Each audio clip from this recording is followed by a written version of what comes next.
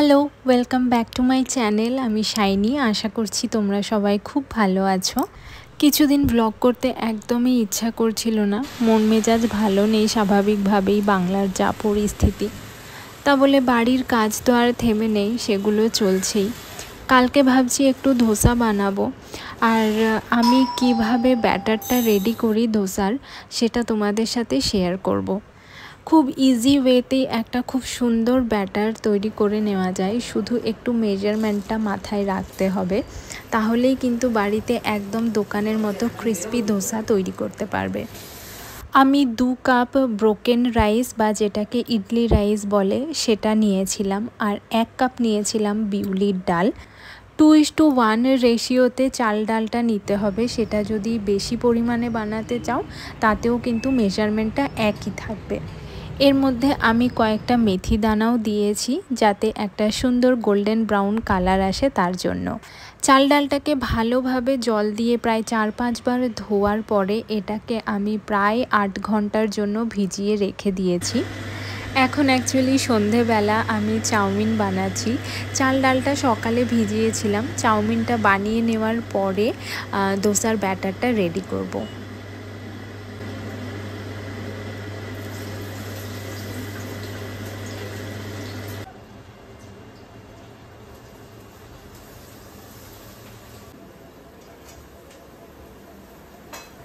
একদম সিম্পল বাঙালি চাউমিন যেটা হয় সেটাই বানাচ্ছি। যেটা চাইনিজ চাউমিন আর কি যেটা হয় সেটা মিশু খেতে খুব একটা পছন্দ করে না, এইভাবে বানালে একটু খায়ও। তো ব্যাক টু ধোসা ব্যাটার। আমি ভালোভাবে দেখতেই পাচ্ছ চাল ডাল থেকে জলটা ঝরিয়ে নিয়েছি। এবারে এটাকে গ্রাইন্ড করব। চাল ডালটা বাটার সময় কখনোই পুরোটা একবারে মিক্সি জারের মধ্যে দিয়ে দেবে না। এতে কি হয়, অনেক সময় গ্রাইন্ডার পুরো লোডটা নিতে পারে না, এতে গ্রাইন্ডার খারাপ হয়ে যাওয়ার চান্স থাকে। আর তাছাড়াও সমস্ত চাল ডালটা একসাথে বাটতে গেলে স্মুথ ব্যাটারটা পাওয়া যায় না অনেক সময়। সেই জন্য আমি অল্প অল্প করে চাল ডাল বেটে ব্যাটারটা রেডি করে নিই।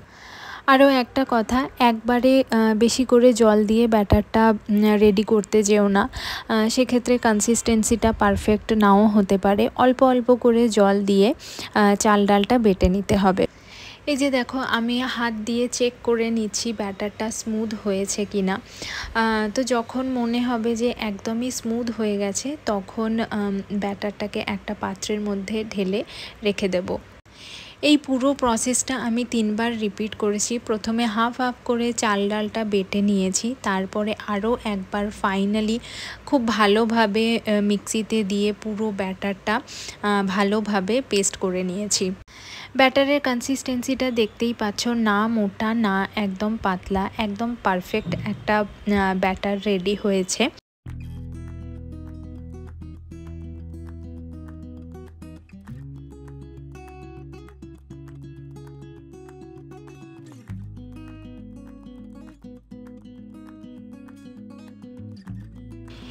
এবারে এটাকে ফেটিয়ে নেব 3 থেকে 5 মিনিট মতো। এই কাজটা হাতে করলেই ভালো, কারণ হাতে অনেক গুড মাইক্রোব্যাকটেরিয়াস থাকে, যার জন্য ফার্মেন্টেশনটা খুব ভালো হয়।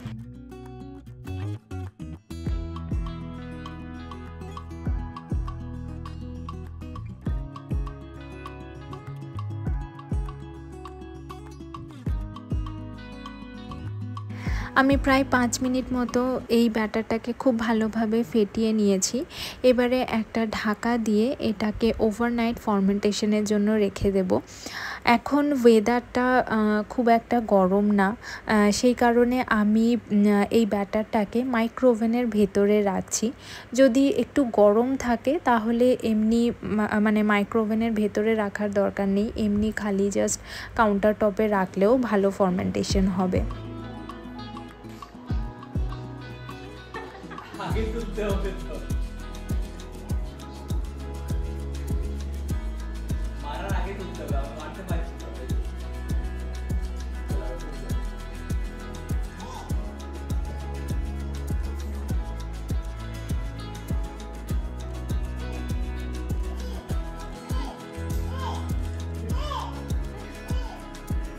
নুডলস খাওয়ার পর আমাদের আর রাতে ডিনার করার ইচ্ছা ছিল না, ওটাই আমাদের স্ন্যাক্স কাম ডিনার হয়ে গেছে। তো এখন আমরা টিভিতে চান্দু চ্যাম্পিয়ন দেখছিলাম। এই মুভিটাও বেশ ভালো, ইন্সপিরেশনাল স্টোরি। আমার তো এই ধরনের ইন্সপিরেশনাল স্টোরি দেখতে বা শুনতে খুব ভালো লাগে, আমি নিজেও অনেক মোটিভেশন পাই।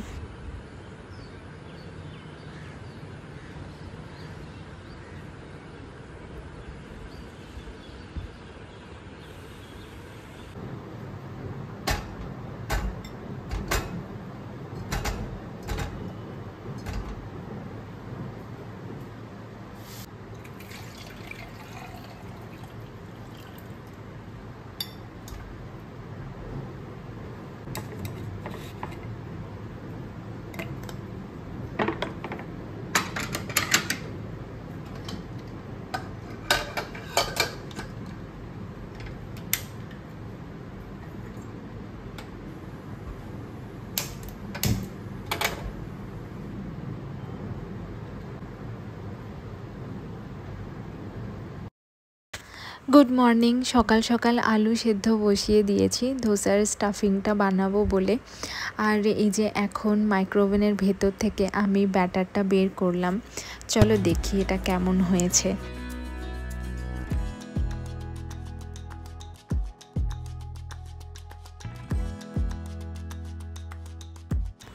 ব্যাটারটা দেখে মনে হচ্ছে বেশ ভালোই ফার্মেন্টেশন হয়েছে। গরমকাল হলে না খুব ভালো ফার্মেন্টেশন হয়, তবে এটা দেখে মনে হচ্ছে বেশ ভালোই হয়েছে।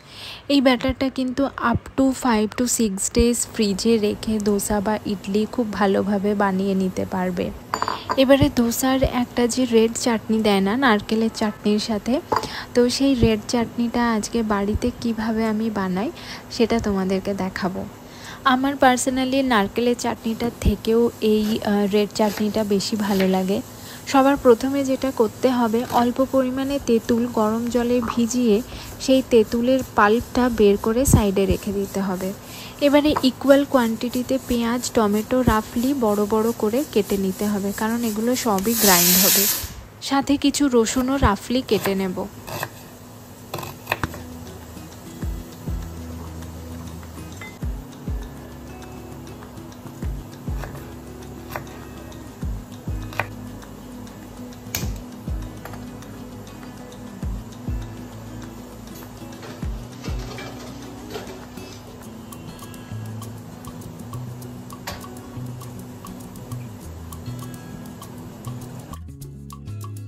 ফ্রাই প্যান গরম হলে এর মধ্যে সাদা তেল বা সর্ষের তেল দিয়ে দিতে হবে।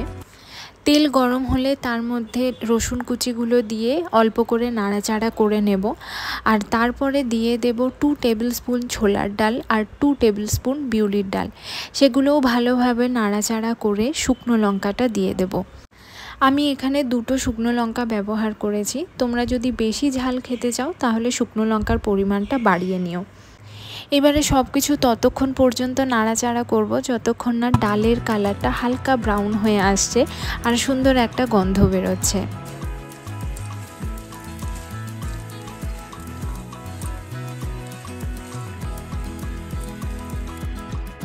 দেখতেই পাচ্ছ ডালে একটা সুন্দর কালার চলে এসছে। এবারে আমি রাফলি চপ করে রাখা পেঁয়াজ আর টমেটোটা দিয়ে দেবো।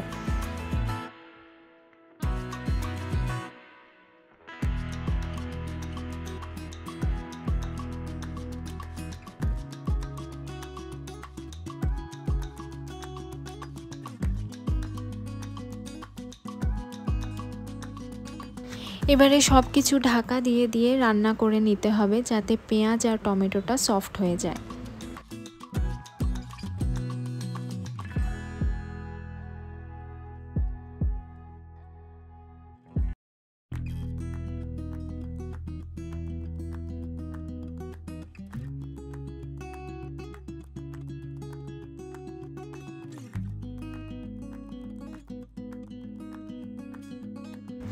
এই গাছটাকে দুদিন একটু বাইরে আলোতে রেখেছিলাম, এই দিকটায় একটু কম আলো আসে বলে সপ্তাহে 2 দিন করে এই গাছটাকে একটু বাইরে রেখে দিই।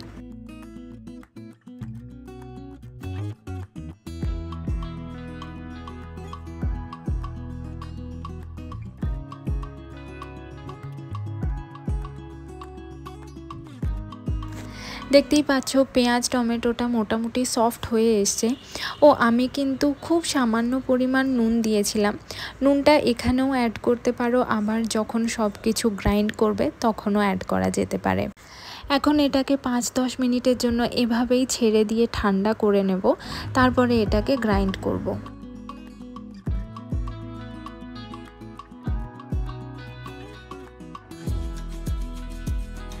সব কিছু আমি গ্রাইন্ডারে অলরেডি ঢেলে নিয়েছি। এবারে এর মধ্যে 2 টেবিল স্পুন মতো আমি এই তেঁতুলের পাল্পটা অ্যাড করব।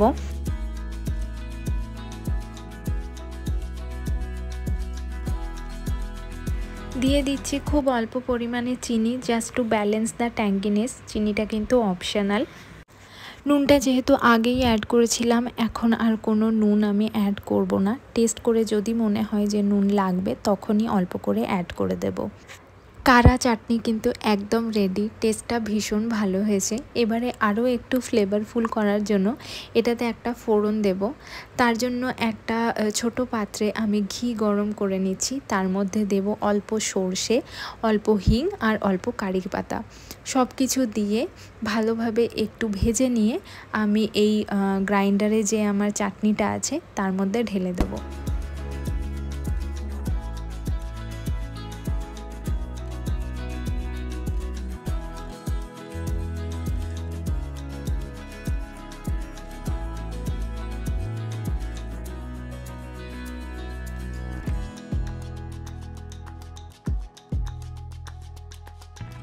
এই ফোড়নটা দিলে না ভীষণ সুন্দর একটা গন্ধ হয় চাটনিটাতে। ইন দ্য মিন টাইম আমি ধোসার আলুর স্টাফিংটাও বানিয়ে নিয়েছি। বেশ কিছুদিন আগে একবার এই আলু স্টাফিংয়ের রেসিপিটা শেয়ার করেছিলাম বলে আজকে আর শেয়ার করলাম না। তোমরা যদি বলো কমেন্টে জানিও, আমি পরে না হয় একবার শেয়ার করে দেব। ধোসার জন্য আমি খানিকটা ব্যাটার আলাদা করে তুলে তাতে অল্প করে জল আর নুন মিশিয়ে একটা সেমি লিকুইড আর কি কনসিস্টেন্সিতে ব্যাটারটা নিয়ে এসেছি। আমি যখন ফ্রাই প্যানে ঢালবো তখনই বুঝতে পারবে কনসিস্টেন্সিটা কীরকম হবে। একটা কথা বলে রাখি, যখন ধোসার ব্যাটারটা ফ্রাই প্যানে স্প্রেড করবে তখন গ্যাসের ফ্লেমটা কিন্তু একদম লোতে রাখতে হবে। ভালোভাবে স্প্রেড করা হয়ে গেলে ধোসার ব্যাটারটা, তখন ফ্লেমটা মিডিয়াম টু হাইতে রেখে কুক করতে হবে।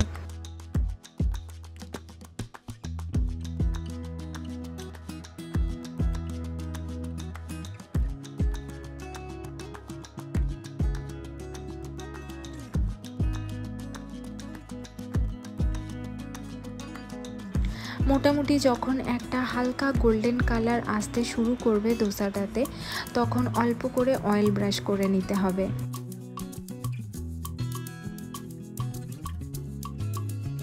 দেখতেই পাচ্ছো ধোসাটার মধ্যে কি সুন্দর একটা গোল্ডেন ব্রাউন কালার এসেছে। এটা সেই ব্যাটারটার মধ্যে 2-4 দানা মেথি দিয়েছিলাম না, সেই কারণে কিন্তু এসছে এই কালারটা।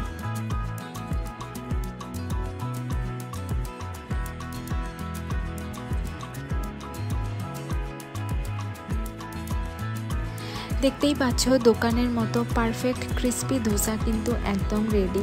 সত্যি কথা বলতে আমরা এখন বাইরে ধোসা খাওয়া ছেড়েই দিয়েছি।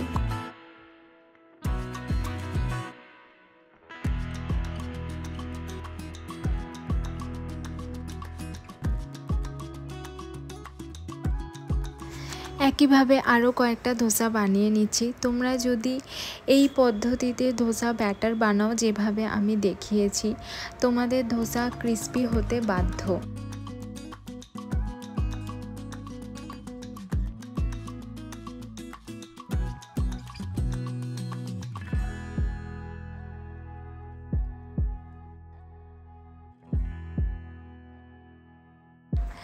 Now it's time for plating. আমি দুটো ধোসা সাইড বাই সাইড রেখেছি। এবারে প্লেটের সাইডেই আলুটা দেব, কারণ ধোসার ভেতরে আলুটা দিলে না ধোসাটা সগি মনে হয় এক এক সময়। সাথে নিয়েছি আমার ফেভারিট কারা চাটনি। এই চাটনিটা বাড়িতে একবার বানালে আমি 100 টাইমস শিওর যে আবার বাড়িতে বানাবে। This is the ultimate comfort food. Dosa all time আমার ফেভারিট একটা খাবার। তো আমি তো এখন ধোসা এনজয় করছি। তোমরা যদি ধোসা বানাও এইভাবে আমাকে অবশ্যই জানিও ধোসাটা কেমন হয়েছিল খেতে, আর চাটনিটাই বা তোমাদের কেমন লাগলো। আজকের ধোসা ব্লগটা এখানেই শেষ করছি। ব্লগটা ভালো লাগলে অবশ্যই একটা লাইক করো, আর ফ্রেন্ডস অ্যান্ড ফ্যামিলির সাথে শেয়ার করতে ভুলো না। আমার চ্যানেলটা অবশ্যই সাবস্ক্রাইব করে নিও। আবার খুব তাড়াতাড়ি দেখা হবে একটা নতুন ভিডিওর সাথে। Till then bye and take care.